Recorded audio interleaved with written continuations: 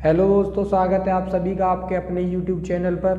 मैं विशाल पराशर आज आपको कराऊंगा एक्सरसाइज 12.2 के थर्ड क्वेश्चन से। पिछली वाली वीडियो में हमारे सेकंड क्वेश्चन तक का कंप्लीट हो गया है। थर्ड क्वेश्चन में हमें दे रखा है कि राधा नाम की एक लड़की है, ठीक है। उसने पेपर से एक एरोप्लेन बनाया, ठीक है, एक पिक्चर बनाई जिसमें उसने रंगीन पेपर यूज़ किया, कलर्ड पेपर, ठीक है। अब उसकी जो शेप है कुछ इस टाइप से, ठीक है। तो क्वेश्चन में हमसे पूछा गया है कि इसका हमें टोटल एरिया यानी कि कुल क्षेत्रफल निकालना है। अब यहाँ पे उन्होंने हमें इसको ना पार्ट्स में और डिवाइड करके दे रखा है। ये फर्स्ट पार्ट है, ये हमारा सेकंड पार्ट है, ये हमारा थर्ड पार्ट है, ये हमारा फोर्थ पार्ट है और ये हमारा फिफ्थ पार्ट है। अब फोर्थ पार्ट और फिफ्थ पार्ट जो है वो हमारे सेम है, क्योंकि ये हमारे प्लेन के विंग्स हैं, तो प्लेन के जो विंग्स होते हैं वो सेम होते हैं, तो ये दोनों पार्ट हैं हमारे सेम है। तो सबसे पहले हम कैलकुलेट करेंगे फर्स्ट वाले पार्ट का एरिया। अब फर्स्ट वाले पार्ट में देखो ये वाली साइड 5 सेंटीमीटर दे रखी है, ये वाली भी 5 दे रखी है और ये 1 है, तो ये वाला पार्ट भी हमारा हो गया 1 सेंटीमीटर।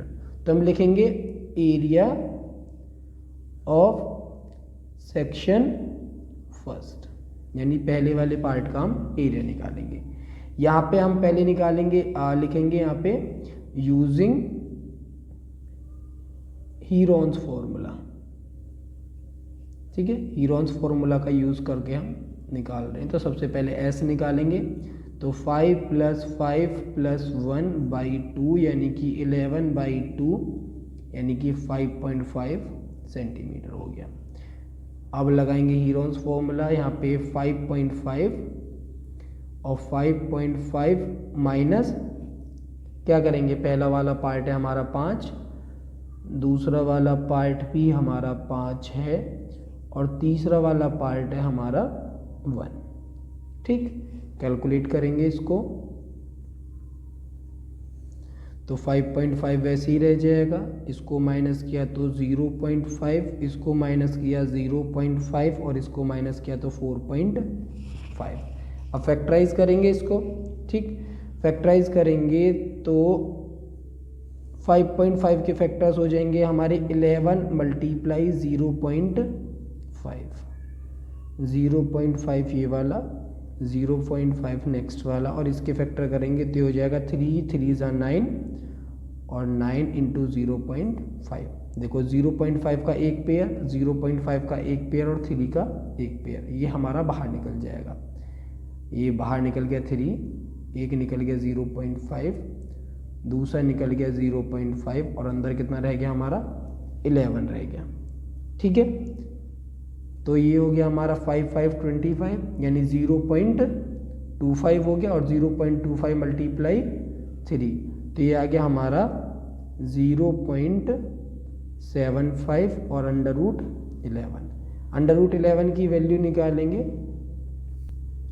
तो √11 की वैल्यू याद रखना ये होती है हमारी 3.32 और मल्टीप्लाई करेंगे तो मल्टीप्लाई करने के बाद हमें मिलेगा 2.5 सेंटीमीटर स्क्वायर। ये भी कैसे आएगा, हमारा अप्रॉक्स में आएगा। जैसे √3 की वैल्यू फिक्स होती है, √2 की वैल्यू फिक्स होती है, ऐसे √11 की वैल्यू भी ध्यान रखना 3.32 होती है। तो हमारा जो सेक्शन फर्स्ट है उसका एरिया हमारा निकल गया है। अब हम किसका एरिया निकालेंगे, सेकंड वाले पार्ट का, ठीक है। तो हम लिखेंगे एरिया ऑफ सेक्शन सेकंड। अब सेकंड वाला सेक्शन देखो हमारा ये वाला पार्ट 1 सेंटीमीटर, ये वाला पार्ट है 6.5 सेंटीमीटर, और ये कैसा है हमारा एक क्वाड्रिलेटरल के जैसा है, या कह दूं मैं इसको एक रेक्टेंगल के जैसा है। तो इसके लिए हम फॉर्मूला क्या यूज करेंगे, एरिया ऑफ रेक्टेंगल, ठीक है। रेक्टेंगल का एरिया क्या होता है हमारा, लेंथ इंटू ब्रेथ, मल्टीप्लाई करो। लेंथ कितनी है हमारे पास 6.5 लेट कर ले रहे हैं और ब्रेथ कितनी है हमारे पास 1, तो मल्टीप्लाई किया तो कितना आ गया 6.5 सेंटीमीटर स्क्वायर। तो सेकंड वाला पार्ट हमारा आसानी से सॉल्व हो गया। अब हम कैलकुलेट करेंगे सेक्शन थर्ड सेक्शन में देखो ये हमें फिगर दे रखी है। ये वाला पार्ट है हमारा, ऊपर वाला पार्ट 1 सेंटीमीटर है, नीचे वाला पार्ट हमारा 2 सेंटीमीटर है, ठीक है। तो हमने क्या करा यहाँ पे थोड़ा सा कंस्ट्रक्शन किया। हमने क्या करा, ये वाली जो साइड DC है इसके पैरेलल में हमने एक लाइन यहाँ पे AE खींच ली, ठीक है।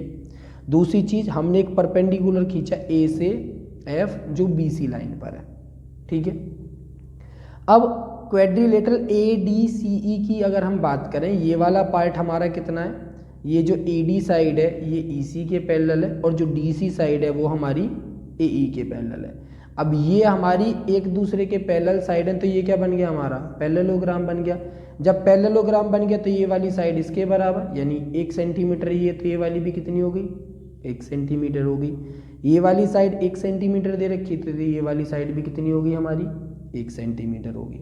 चारों साइड हमारी 1-1 सेंटीमीटर की होगी। अब ये वाली साइड हमारी 1-1 सेंटीमीटर की हो गई, तो AE हमारा 1 सेंटीमीटर, ठीक। AB हमें पहले से 1 सेंटीमीटर दे रखा है, ठीक। ये पूरी हमारी 2 सेंटीमीटर की थी, यहाँ से यहाँ तक का पार्ट हमारा 1 सेंटीमीटर, तो ये वाला पार्ट भी कितना बच गया, 1 सेंटीमीटर बच गया। तो यहाँ पे ABE ट्रायंगल में AB 1 सेंटीमीटर पहले से था, BE को कैलकुलेट किया वो भी 1 सेंटीमीटर, और AE भी हमारा 1 सेंटीमीटर हो गया, ठीक है। तो अब ABE जो है ये भी हमारा क्या हो गया, इक्विलेटरल ट्रायंगल हो गया, क्योंकि तीनों साइड बराबर है। तो हम निकालेंगे एरिया, तो √3/4 साइड का स्क्वायर, तो √3/4 हो गया। साइड कितनी हमारी 1 सेंटीमीटर, कितना हो गया √3/4। अब ADCB यानी जो हमारा सेकंड वाला थर्ड वाला सेक्शन है वो क्या है, हमारा ट्रेपेजियम है। ट्रेपेजियम के एरिया का फॉर्मूला होता है 1/2 सम ऑफ पैरेलल साइड्स, ठीक है, और मल्टीप्लाई बाय हाइट। तो पैरेलल साइड तो थी हमारे पास क्या नहीं थी, हाइट नहीं थी, तो हम क्या कैलकुलेट करेंगे, हाइट। यहाँ पे लगाएंगे हम ट्राइंगल का एरिया का फॉर्मूला 1/2 बेस इंटू हाइट, क्योंकि हाइट नहीं है हमारे पास, बेस कितना है हमारे पास 1 सेंटीमीटर, एरिया कितने के बराबर √3/4। अब ये भी कैलकुलेट किया, तो √3/4 1/2 बेस कितना हो गया 1, कैलकुलेट किया तो h आ गया हमारा √3/2, h की वैल्यू होती है 1.732, 2 से डिवाइड किया तो 0.866 हो गया। और इसको जब हम कैलकुलेट करेंगे तो ये हो गया हमारा 0.9 सेंटीमीटर अप्रॉक्स हो गया, ठीक।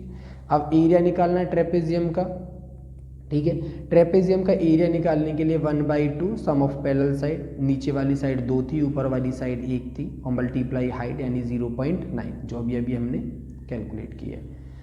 2 + 1 हो गया 3 को 2 से डिवाइड किया 1.5 को 0.9 से मल्टीप्लाई करूंगा तो 15 9 होता है हमारा 135, तो 1.35 सेंटीमीटर स्क्वायर, यानी ये कितना हो गया हमारा 1.4 सेंटीमीटर स्क्वायर हो गया।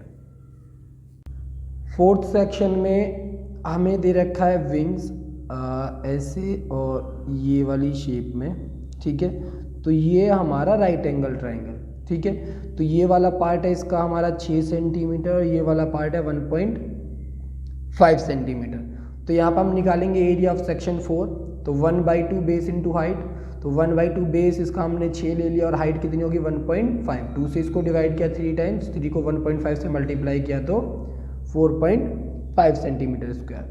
तो फोर्थ सेक्शन और फिफ्थ सेक्शन जो है वो दोनों हमारे बराबर है, ठीक है, क्योंकि ये भी विंग है और फिफ्थ सेक्शन भी हमारा विंग है, तो दोनों कितने हो गए 4.5 सेंटीमीटर स्क्वायर। अब हमें क्या निकालना था, कलर्ड पेपर का एरिया निकालना था।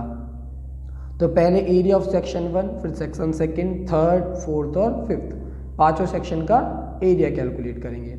फर्स्ट सेक्शन का एरिया हमने कैलकुलेट किया था तो 2.5 सेंटीमीटर था, सेकंड का 6.5 सेंटीमीटर स्क्वायर जो कि हमारी रेक्टेंगुलर शेप था।